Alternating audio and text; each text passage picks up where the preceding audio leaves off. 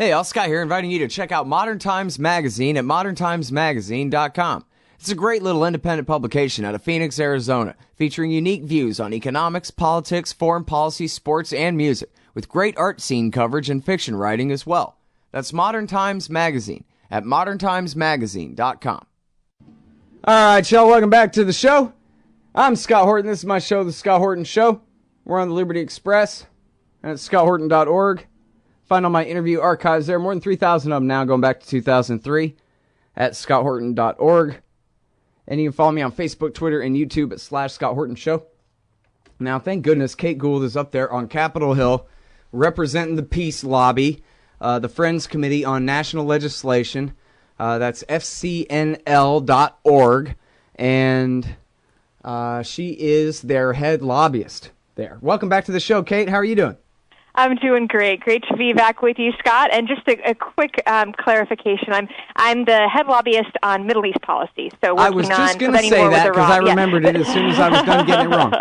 No problem. We work on lots of different issues, but certainly peace is right up there, front and center. And I'm trying to stop a war with Iran and with our network across the country and with my colleagues here and with you. So great to be back and for my first debut on the Scott Horton Show. So yeah, there you go. It's been a while since we've talked. I'm very interested to know, I guess, just basically what's the atmosphere on Capitol Hill? Does it seem like the sanctions deal is a done deal? Or say, for example, Dianne Feinstein's opposition, has it helped the president push back against these sanctions before they happen?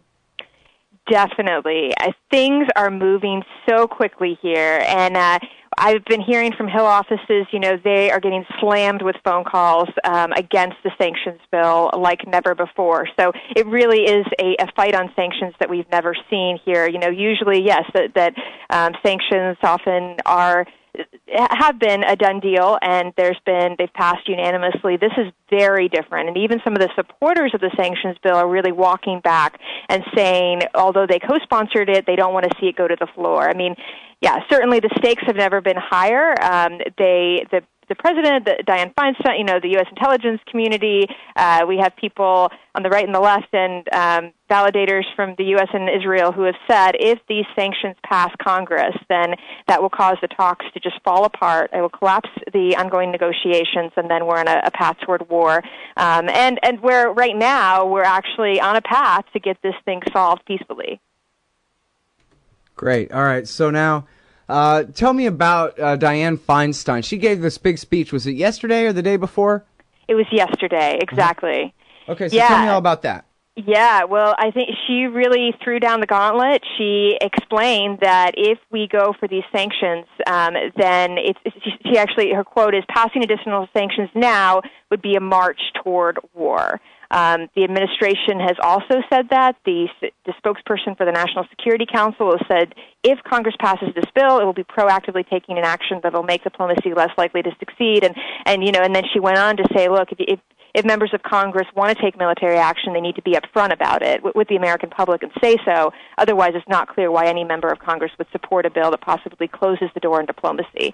But Senator Feinstein had an excellent statement yesterday where she really drove home this point, and she really walked us through the history of U.S. relations with so many different countries that have changed course, and saying Iran could be the next one.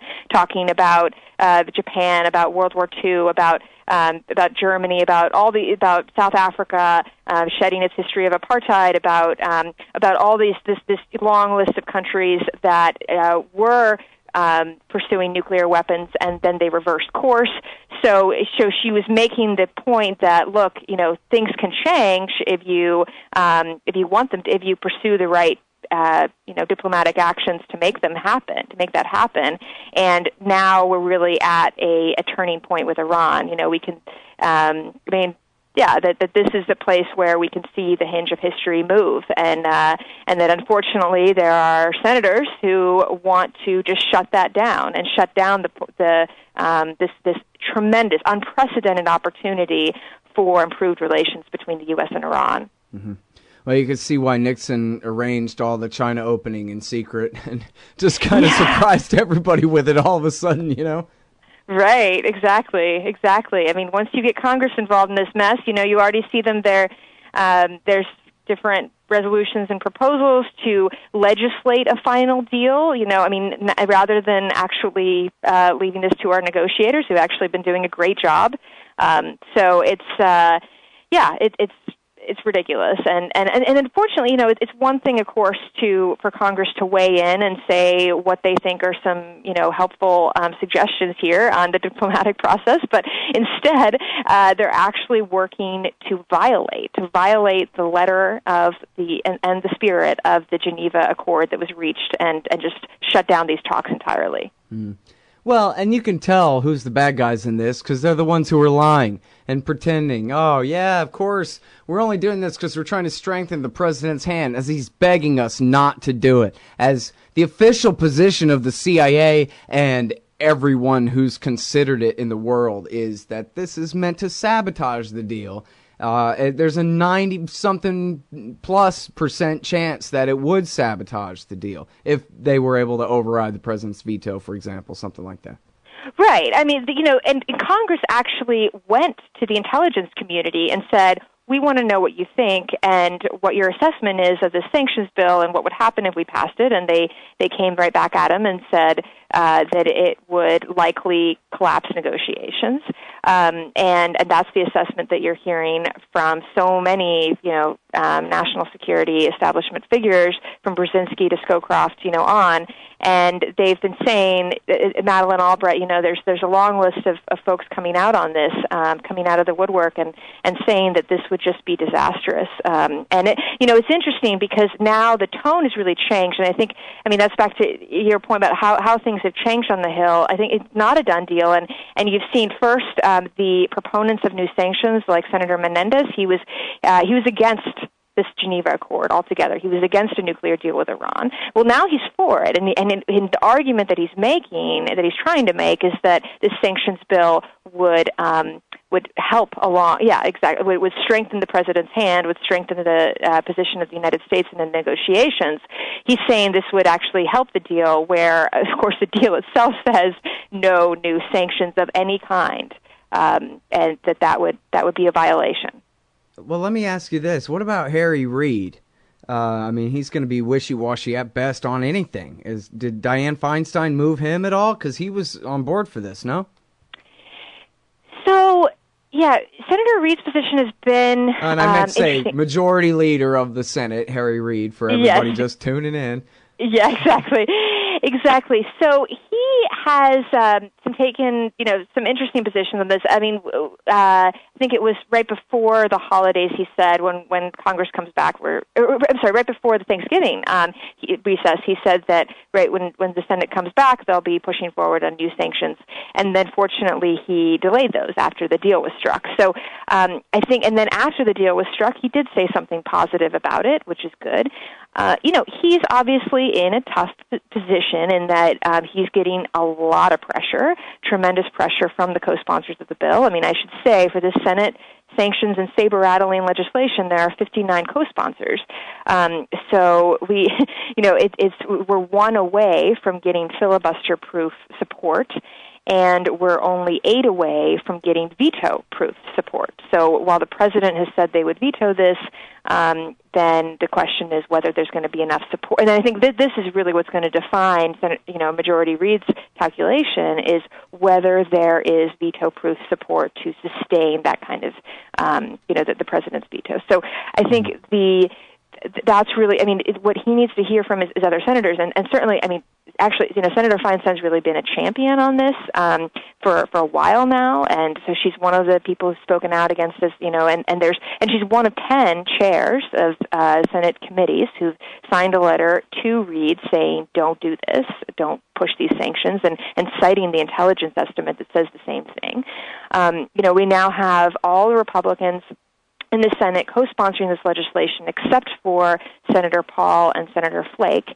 And then we have about they have 16 Democrats on board as well. So he is getting a lot of pressure. I think in the end, one major factor for his decision about whether to bring this to the floor is about what he's hearing from other senators, particularly Democratic senators, particularly those up for re-election, because of course, he has an interest in maintaining his position as majority leader, and wants to hear from Democrats whose positions are at stake that this is not the right thing to do. Mm-hmm. Yeah, in fact, I'm sorry I don't have my footnote, but I did see at least a headline that said, I don't think I bothered reading the whole thing, but it said that the Democrats who are the worst on this are the ones who are up for re-election next. Because the Senate, they're staggered in thirds in their 6-year terms and have elections every 2 years, right? So it's the ones who are up next are the ones who are worst on this because they're the most worried, I guess, about the Israel lobby. Yeah, and I haven't done a full, let's see, I'm looking through my notes here, because I actually, there are a number of folks up for re-election who are not co-sponsors and actually who've spoken out against the bill. For example, we have Durbin, who's spoken out against the sanctions bill.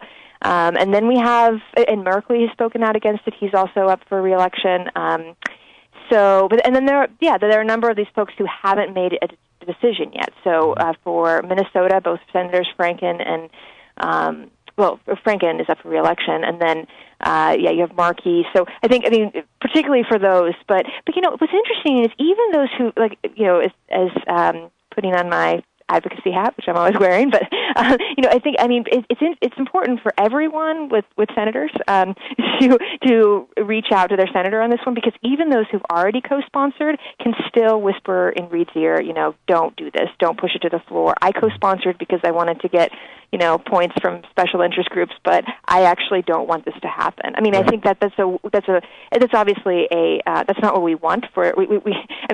It's a dangerous position in that even if they do that, they can justify signing on to the legislation. We don't want that, because if there are 67 co-sponsors, it will go to the floor. I mean, that's right. Sort of what's going to happen. But I think it's just important to engage with everyone on this, because there's still we've seen things change. And I remember being on your show at antiwar.com that years ago where it looked like it was a done deal. We were told there was a resolution calling on President Bush to blockade Iran, and that it was going to pass like a hot knife through butter, according to leadership's office. And then we got 5 members of Congress to withdraw their co-sponsorships. So, there's a lot that can be done. All right, well, so we're going to have to stop right there to take this break. And then when we get back, we're going to talk a little bit more about the negotiations so far, of course, the politics on Capitol Hill, and what listeners can do to help on this most important issue, the sanctions introduced by the war hawks in the Senate, meant to sabotage the Iran nuclear deal, which we're halfway through with right now. So hang tight, everybody. We will be right back with Kate Gould from the Friends Committee on National Legislation. That's fcnl.org. What was the only interest group in D.C. pushing war with Syria last summer? AIPAC and the Israel lobby. What's the only interest group in D.C. pushing to sabotage the nuclear deal with Iran right now? AIPAC and the Israel lobby. Why doesn't the president force an end to the occupation of Palestine, a leading cause of terrorist attacks against the United States? AIPAC and the Israel lobby. The Council for the National Interest is pushing back, putting America first and educating the people about what's really at stake in the Middle East. Help support their important work at councilforthenationalinterest.org. All right, y'all, welcome back to the show. I'm Scott Horton. This is my show, The Scott Horton Show. I'm talking with Kate Gould from the Friends Committee on National Legislation. Reliable peaceniks up there on Capitol Hill where we need them. And before the break, Kate, you were mentioning, and I completely forgotten about this, believe it or not. My brain, it gets full sometimes, and I got to recycle some neurons. But yeah, when we first talked was about the Senate trying to push a blockade bill against Iran a few years back, and it was defeated due in part to the activism of your group and to others who followed suit. Exactly, and actually at that time it was the House, but it was the House pushing this pushing legislation calling for a blockade against Iran, which of course would be an act of war.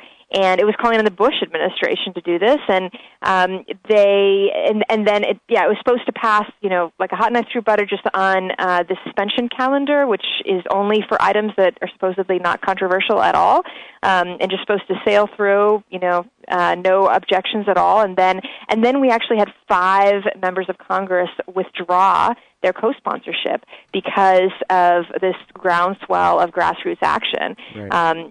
And we've heard about that. I've been hearing, about that on the Hill. I mean, that continues to shape how people talk about these things today. And also, of course, the whole unprecedented uproar against military action in Syria. And that is shaping this debate. And I think that's why we've been as successful, why this bill hasn't passed yet. So there's definitely a big opportunity here, and it makes a huge difference. I mean, I remember when just after we all collectively defeated that blockade pro-war resolution, then I heard from a colleague who actually visited Iran and could read Farsi, and he could read all the different newspapers in Tehran, and he wrote about this as well, about how it was headline news there. I mean, it was reported in every single Tehran newspaper that there was this legislation calling for, an act of war against Iran, and that people would come up to him in the street and ask him, like, why do Americans hate us? And so because it wasn't just a Bush administration initiative, it was the Congress, which is supposedly, which is supposed to represent the American people, and so more so than the administration.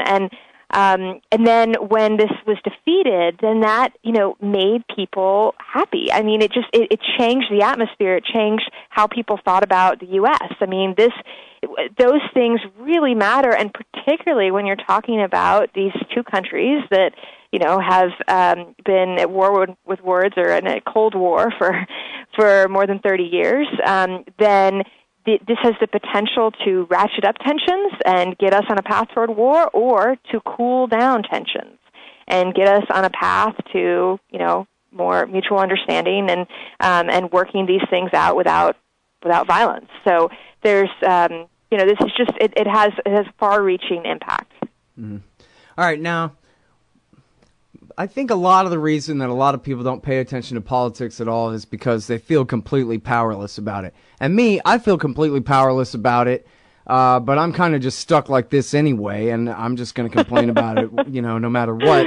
But I think, people do care, and if they think that they can do something about it, they just might. And, maybe I'm just too far from the seat of the empire there. Is it really true that these goons in the House and the Senate care what we say when we call them on their phones? Can that really, I mean, you mentioned the Syria thing, but the Joint Chiefs were against that too. And I don't know. I mean, a lot of the establishment was for it, don't get me wrong, and the American people sure as hell were against it, and it seemed like it made the difference, but I just wonder, is that how it really works on Capitol Hill, that they care what we say at all, or how does that work? Assuming the answer is a partial yes, at least. How? Why would they care?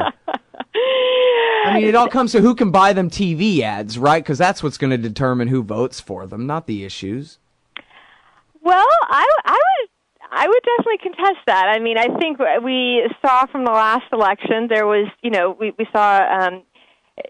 So to talk about, we saw Sheldon Adelson put in, untold amount of money into these TV ads to take down candidates that didn't work, and interestingly, Sheldon Adelson also supported, of course, this military intervention in Syria, and that didn't work either. So, I mean, this man has more money than imaginable, and yet money did not carry the day for either of these issues. And so I think, I mean, it certainly calls,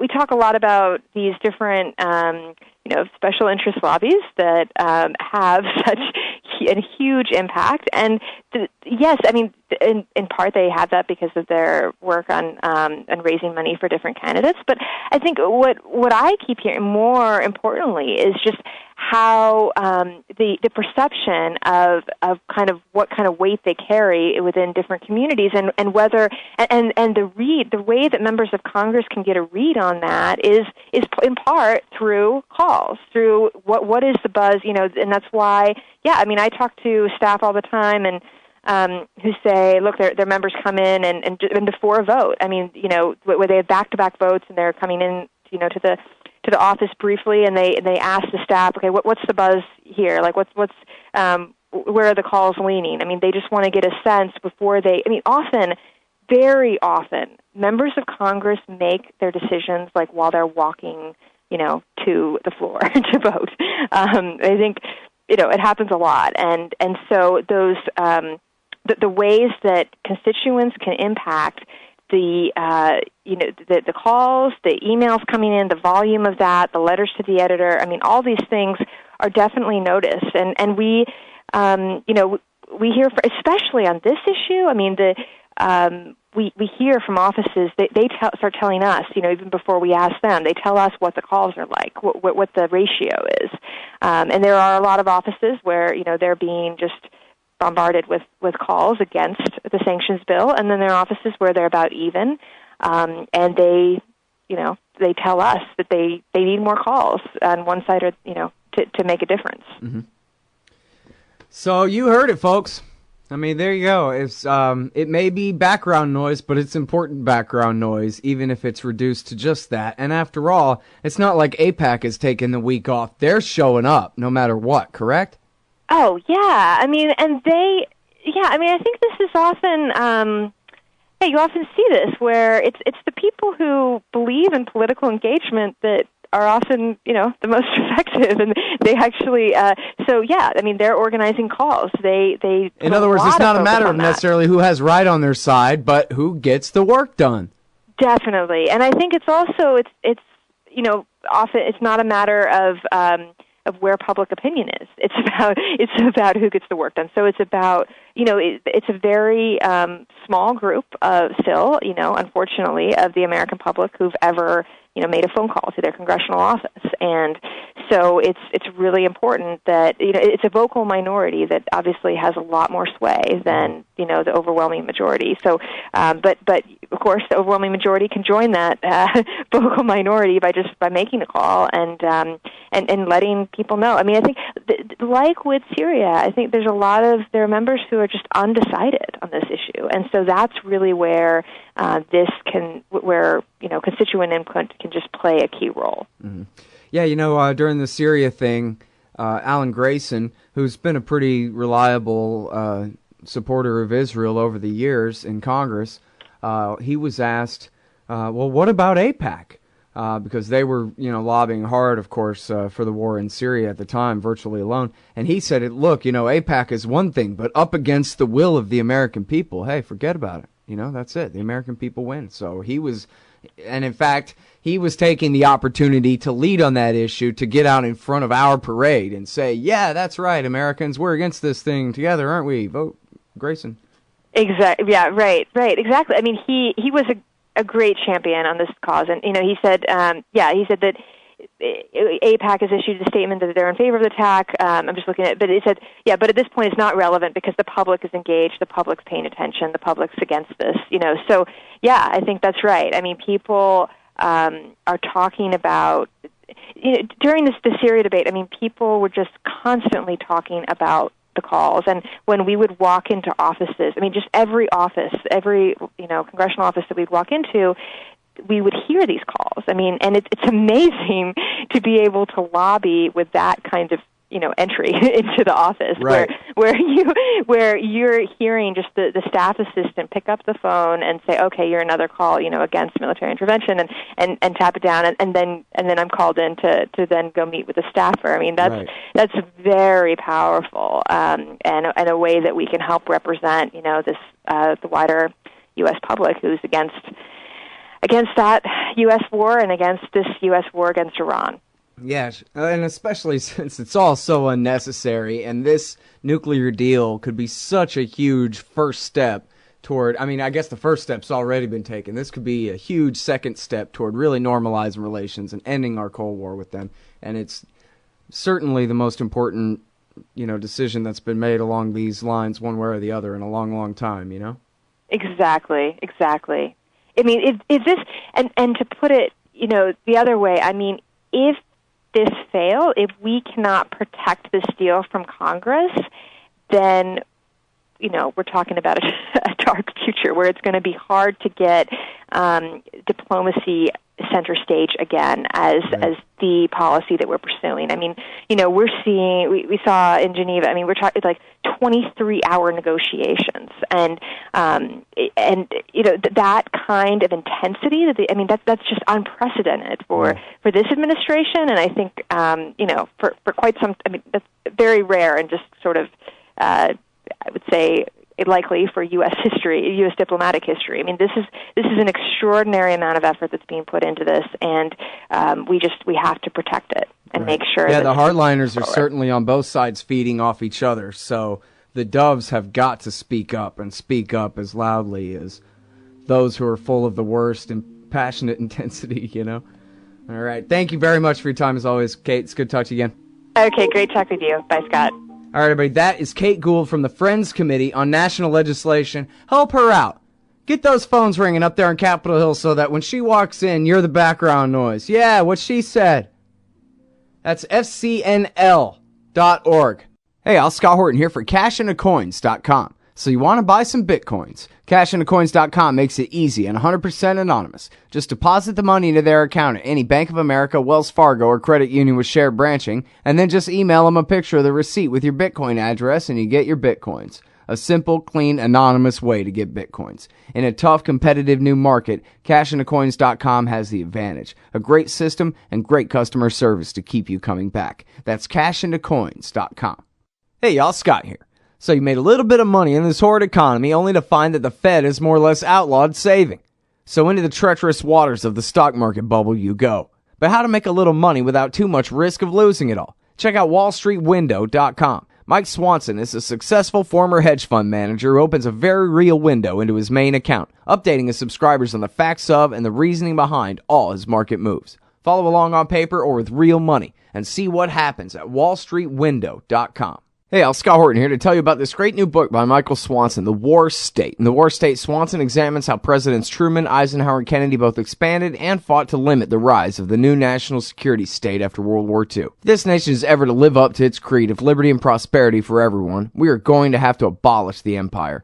Know your enemy. Get The War State by Michael Swanson. It's available at your local bookstore or at Amazon.com in Kindle or in paperback. Just click the book in the right margin at scotthorton.org or thewarstate.com. Hey y'all, Scott here. Anti-imperialism is at the center of libertarianism, as long as we keep it that way. So if you're part of a libertarian group, how about having me out to give a talk on the wars? I work cheap, and I'm good on everything. I've even been known to change a mind or two with some of these things. Check out some examples at scotthorton.org/speeches, and email scott@scotthorton.org for more information. By the way, this February 15th, the Future Freedom Foundation is having John Glazer and I give a talk at the International Students for Liberty Conference in Washington. Come on out and say hi.